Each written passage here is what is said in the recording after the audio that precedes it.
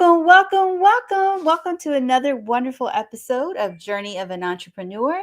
My name is Shri, and I love interviewing entrepreneurs from all over the world from different industries. And I love being able to have them share their story, their journey with us. And tonight's guest will be sharing his journey. Some of you know who he is, and some of you don't. He is the CEO and founder, always putting kindness in people first. I think it's super amazing with this number 150 million happy customers and have made countless staff members feel appreciated. You know who he is. Maybe you don't. Maybe you do. We have Will Sullivan with us tonight. So excited to have him here. Hey, Will. Oh, I'm thrilled to be here. Thank you, Shri. What a You're lovely very introduction. I appreciate it. You're very welcome. I want to say hello to everybody who's joining in. And we have we have Las Vegas, we have Orange County, Florence is in Houston, like outside of Houston, but I'm going to claim her as Houston. So many And, friends. Hey, uh, Florence. and Yeah. Jacksonville, Florida. Hey, Robert was from there. So, Will, just for those who don't know who you are, give us a little taste, but I have a little question that goes in between. Now, Okay. I know you worked at the Met and you have been able to serve 150 million people. What were you doing before you worked for the Met? I guess I was drawn or pulled into Manhattan at a young age, and I always worked retail jobs. So I wound up in buying offices. I worked at Macy's. I worked at B. Altman. I worked at Lord& and Taylor. I worked in the shoe business, ladies' shoes, and I was always in the customer service realm. And an opportunity came to join the Met Retail, and the rest was history. So I've just been in New York City most of my career on Fifth Avenue, and I started at 34th Street on Fifth Avenue and worked my way up to the Met, and I've just been part of the New York City tourism retail scene for 30, 35 years, something like that, 35 young years. young years. So, to get into retail, it takes a certain type of individual, a certain character. There's nothing against it, but when you really think about retail, who you're dealing with, what was the first, what made you get into retail and say, hey, this is where I want to be? I wanted to have my own income, right? You're a teenager. You start working fast food jobs, you start working retail jobs, and it was just the thing my age group did in that particular time. You'd find a job, you'd start working. I have to say, best discipline to have early on, to have deadlines and responsibility and schedules. It was really great. Shy, introverted me back then needed that, and I was pulled into a public realm. So shy me got to be shy home. Work Will had to have a stage persona. You can't help customers and you can't work alongside other people if you're shy and quiet. So I got over the Mm. shy and quiet bit, though, I have to say.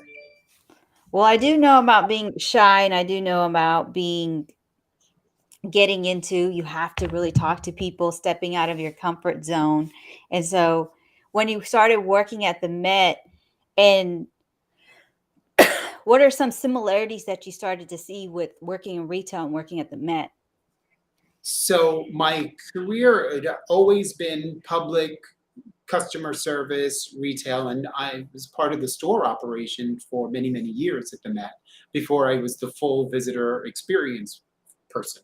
So the similarities are the same, and I have to tell you, even doing my consulting and coaching work, um, I don't think of myself as a retailer or a tourist guy or a visitor experience guy. I'm a people guy.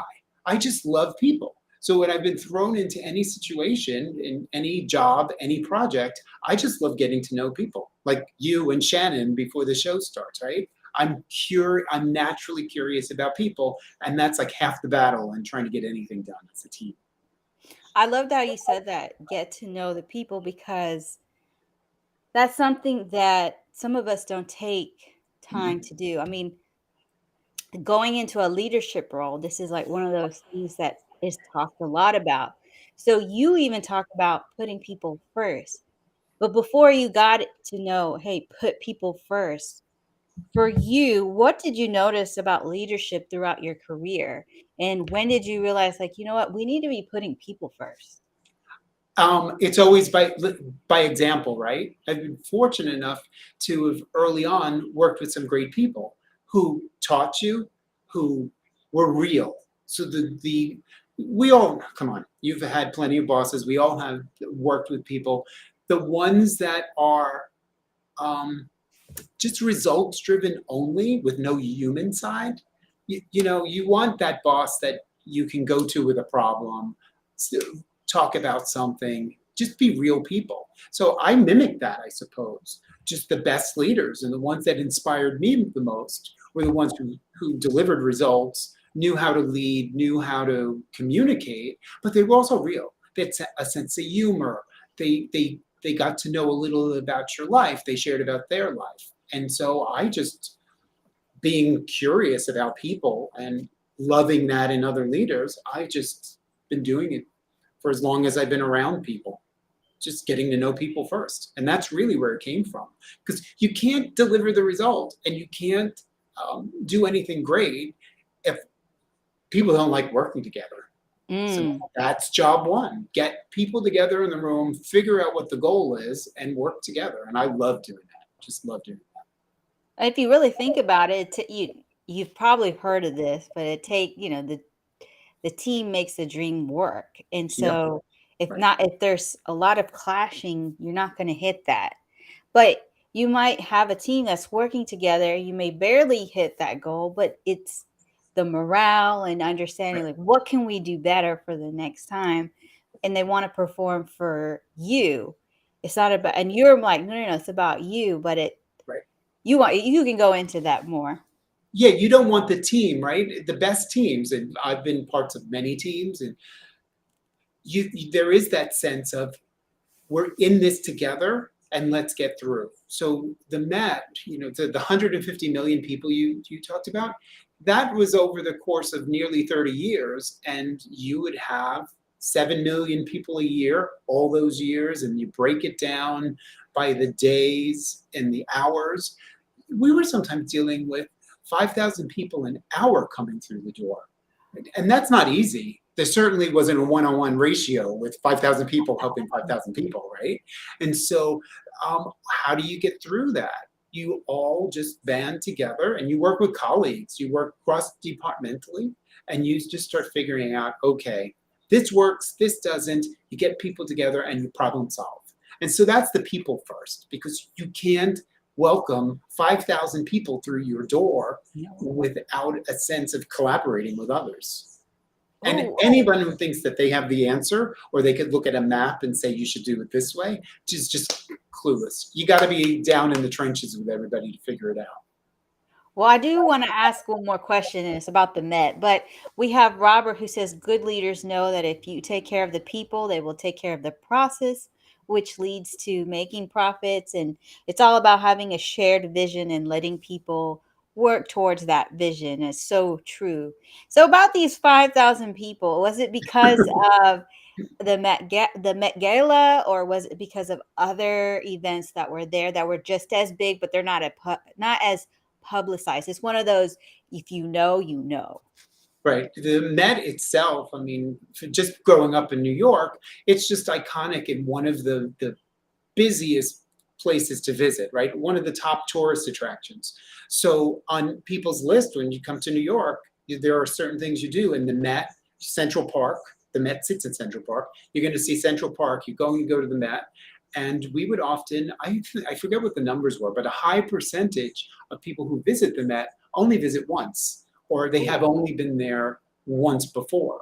So the vast majority of people who come in are really there to experience all of those galleries. As you can see, I have a love affair with the place. I absolutely, totally um, can't say enough about it. And just the art and all the exhibits. Last thing I would say with the gala, I'd attended one and been involved with the shops and the setup and the selling of the tickets, and it is completely different than the day to day. It's like its own universe. I can imagine. I mean, when I see the pictures, I'm like, wow. And who comes up with the ideas of the theme? And it's just, to No, me, it's I'm just, incredible. it's It's such a incredible. production, and it's amazing to just watch it all start to come together. And the day after the gala, the place for the most part is cleaned up and the doors are open, ready for the public. The Ooh. teams that put that together are just incredible, absolutely incredible. So we have Brett, who was going back to your comment before the whole Met Gala, because I think it's just that whole event is amazing. People first works in all industries, Yep, profits I before agree with people, Brett. causes, and it's the root cause of the Great Resignation. Right. And then we had Carl sharing the keys to inspiring leadership: create safety, establish trust, provide clarity, offer a challenge, get feedback, follow up. These are all these things that are really important when building your team. So let's really get into the nitty gritty.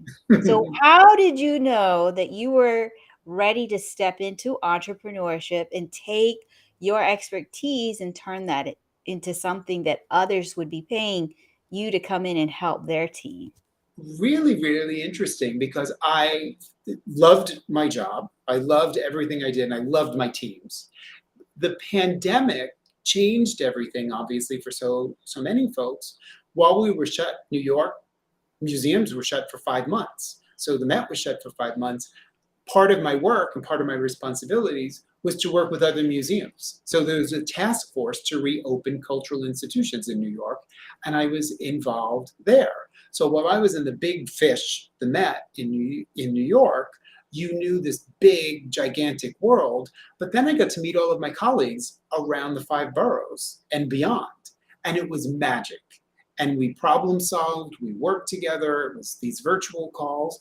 And I decided that, okay, it's time to do something new. So it wasn't, many people will talk about the great resignation, and I've seen that here. For me, it was I loved what I did, but there was an inner calling to say, you got more to do. Look at this. I'm on a call with you. There's a big, wide world out there, and the virtual world has me sitting in New York talking to you in Houston. And there's a bunch of friends from all over the place here in the comments, and it's wonderful.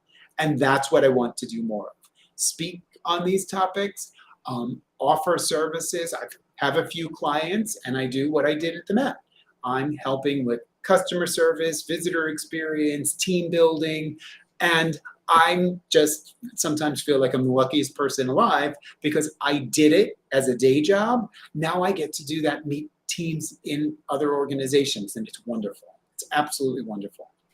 So, for these organizations that you're working with, I mean, I know that some may be asking you this, some may not. When it comes to looking for that right candidate, what should the leaders keep in mind when they're building their team? Because I know sometimes we're like one tracked, but it's not looking at that one track. I look for that people person.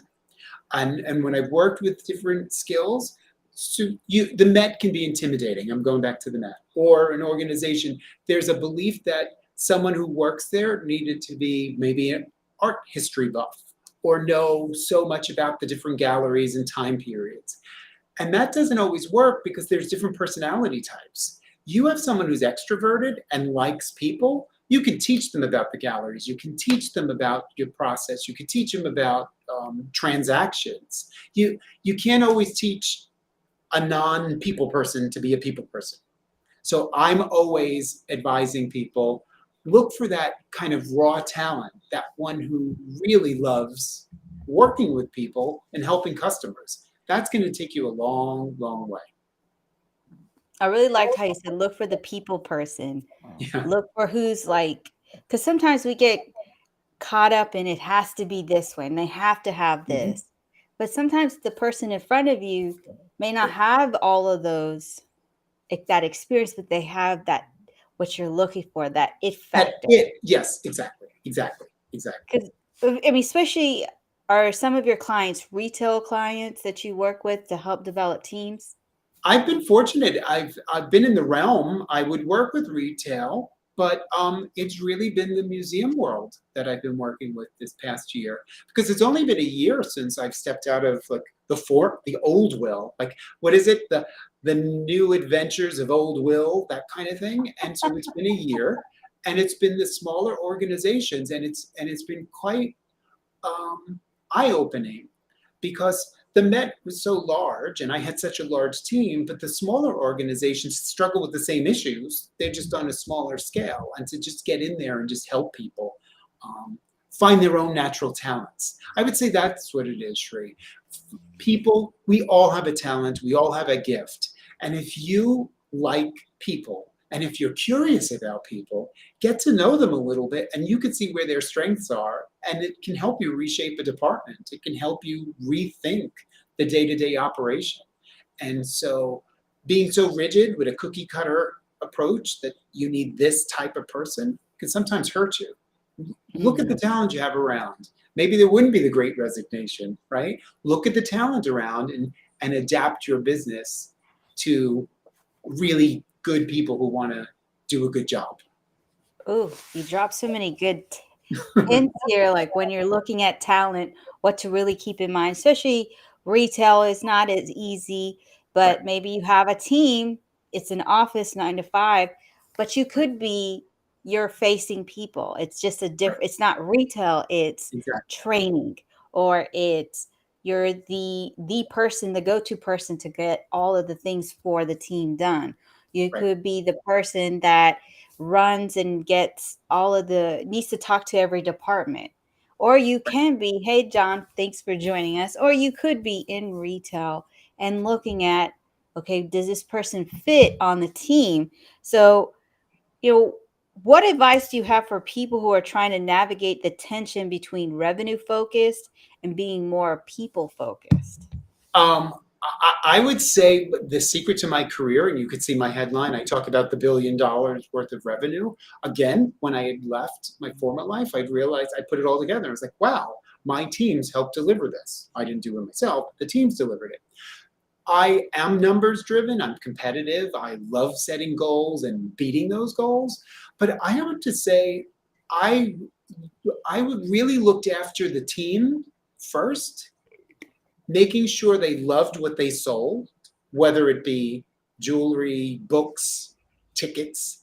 If they really liked what they sold, the revenue comes later. I can't describe it, but I didn't have that as a plan, but that's my advice, right? Know what your goals are, work the team into the goal, but you can't be beating people over the head with the goal because that's just a turnoff, right? We don't want to just be out there selling our services. Nobody likes that kind of hard sell. Nobody likes that leader. You start recognizing people who are doing something great. You celebrate the team when there are a bunch of wins. All of those little things, all of those human things add up to greatness, Mm. in my Well, opinion. and you know what? There's a lot that agree. There's a lot more people who agree. We have Philip here who just said if you take care of people, they will make you a boatload of revenue. Yep. Brett shared the that's right, will adapt to Gen Z and Gen Y. They aren't the problem. It's a leadership issue. You know, Yeah. I want to talk about that comment because Yeah. for Oh, those you set me who on fire with that one. I love that one. let's get into that one because it's a really good my daughter. I think about my daughter who's struggling to get just a job on campus. And so it's like what do we need to keep in mind when we bring them onto our team, and what can we as leaders, what how can we learn from them? Oh, I can go on. Do we have till midnight? Because this topic, I had one career for a long time in one pocket. When I moved, changed positions, I went. I think I was born 45 minutes after the Boomer generation ended. So I think I'm like 45 minutes into Gen X. What happened was, working in a different department in a different realm, I was all of a sudden with people decades younger than I was as a whole. And I can tell you this, Trey, I loved being part of that project. and we did great things together, I learned more from them than they learned from me, I would say. I helped guide and put shape and help navigate some big projects, but in terms of people and process and the way to think things through and using technology, I learned more from the young ones. So that's where I think the problem is, right? I'm like Gen X, so I could be labeled as like old and obsolete, but it does take a village. You've got to have leaders, and it doesn't matter what generation they're from. You have to have leaders that understand their generational differences and stop blaming. Everybody loves to blame a particular generation, right? It's true. I mean, I look at when I volunteer at the Children's Protective Services or Juvenile Detention Center, they tell me things that I did not think Yep. about. They show to me what is really out there, Yep. opportunities, because I'm thinking like, what can I do? Yep. How do I help? And they're saying like, this is not there. You guys think that this is okay. This is not okay. Right. And I'm gonna say this: it's the youth have kept me on my toes, and I keep on learning because we can make something better. So let's get into Exactly. these comments because they're just on Yeah, I'm loving fire. it. I mean, Robert has shared people using people inherent talent is critical. Often we try to mold people to into what we think we want instead of capitalizing on what we already Right. have. And then we need people need clarity for of their ultimate goal. We could talk about it, but most employers, this is a good one from Thomas. We could talk about it, but most employers are revenue driven. And what do you think Mhm. about that? Um, really, aren't we all revenue driven? We're trying to build a business, but you're trying to do it, and I don't think there's anything wrong with that. It's when it's out of balance. A Mm, business needs to survive by bringing money in, right? Our businesses need to grow. We want to grow our business because then that could give opportunities to others. So I'm all for generating the revenue, getting the right leaders in to understand that balance of what we talked about. Hey, right. you need the revenue, you need to be profitable. How you share those profits and how you treat people along the way. You treat people right, you share in those profits, you have incentive plans. I think you can get a lot out of people, much more than just the saying I hit these goals, but Right. celebrating the goals and sharing some of the wins. That's how you create something great. Mm. And yes, John, revenue is not just the result. It's just the result, not the goal. And he, Exactly, he exactly, he also exactly. mentioned we don't build a business, we build people, and then they build the business. Oh, I like that. And before That's so true. we have such good comments. I'm trying to get through them, but Robert shared this, and I wanted to ask you, most companies have a horrible onboarding process. And so when you were at the Met, did you find that they had a horrible onboarding process? Did you help change that? um, Within departments, right? It's a big place. It was a big place. Within departments, each department had their own onboarding. I'd like to believe that the teams I worked with, the responsible with, we tried to make it as welcoming as possible. You'd hear all sorts of stories from the time you had to start and paperwork and all of that stuff. Again, not being negative to HR people. If you're watching, I love you, but it's not the easiest of getting through all of that. And again, I think so much is not built with the user in mind, right? Like, think No. about how easy it is. You get a new phone, you click a couple of buttons, and the phone's ready. Isn't there some way we could make people, right, taking on a new job or starting a new job? That's like a big moment. I mean, like that's a kid when you first day of school. Like, where am I going to go to lunch? Where's the bathroom? All this stuff. If every corporation thought those things through, the book and the onboarding would be much better. But I Oh, hear this cool. all the time, That's all the time. I mean, let's just look at it this way. You can watch on TikTok how to use the new iPhone iOS 16 update. Do you know how Mhm. many videos there are out there? So even if you didn't have it, you could watch about it.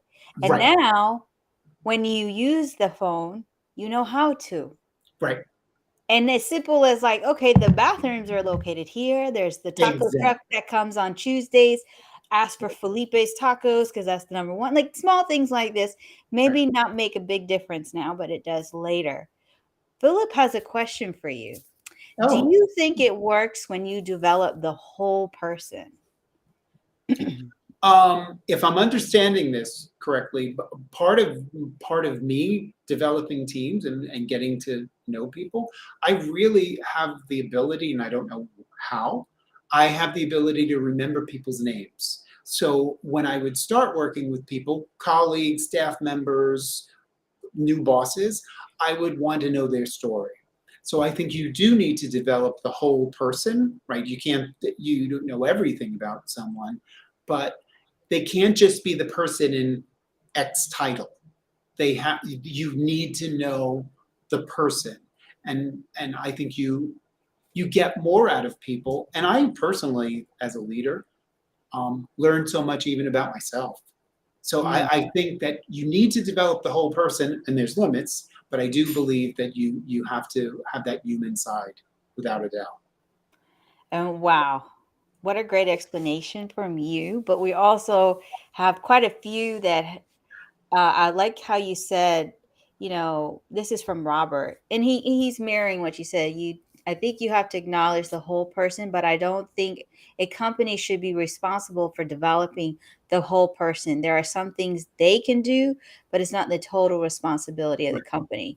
Because you, as the leader, can say, "Hey, here's some suggested books. Here's some suggested trainings that are available." After that, it's up to them. And what I would add to that, and I see a comment from Robert too, um, yes, there's the limits, but I found the more I was leading teams, sitting because I responded to that well. When someone can sit down and say, "Hey, you need to stop doing one, two, and three," and you would be serving yourself better if you were doing four, five, and six. And I think that honesty and being out there helps them in their job. But I would always go at that extra mile because it's going to help them in their career, right? You don't always work with the same people forever. But if you're able to do that, you're developing them.